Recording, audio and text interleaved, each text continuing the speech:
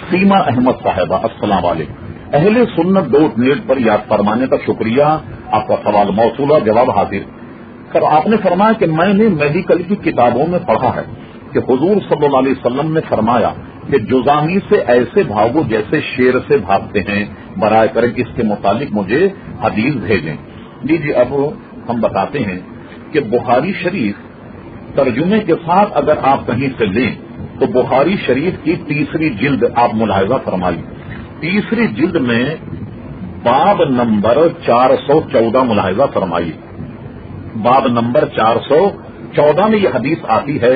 پوری حدیث حضرت ابو ہریرہ نے یوں بیان فرمائی کہ حضرت ابو ہریرہ رضی اللہ تعالیٰ سے روایت کہ رسول اللہ صلی اللہ علیہ وسلم نے فرمایا، نہ چھوت کی بیماری ہے، یعنی جیسے کہتے ہیں نا کسی کو بیماری ہو تو یہ چھوت ہے، اس کو چکر دوسرے کو لگ جائے گی، اور فرمایا بدشگونی، نہ بدشگونی ہے، نہ الو کا جاہلانہ تصور ہے۔ کیا مطلب ہوا؟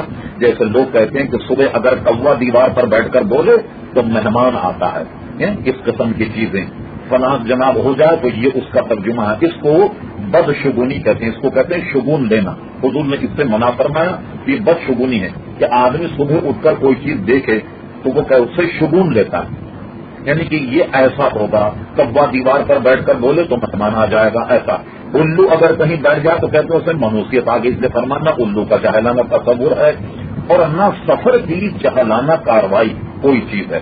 مثلا آپ نے دیکھا کہ ہمارے یہاں کیا ہوتا ہے کہ سفر میں 13 تاریخ کو لوگ کہتے ہیں اس میں بلائیں نازل ہوتی ہیں، تو حضور صلی اللہ تعالی علیہ وسلم نے اس سے بھی منع فرمایا اور فرما لا سفر، یعنی یہ کہ سفر کوئی چیز نہیں ہے، اس میں کوئی بلائیں نازل نہیں ہوتی۔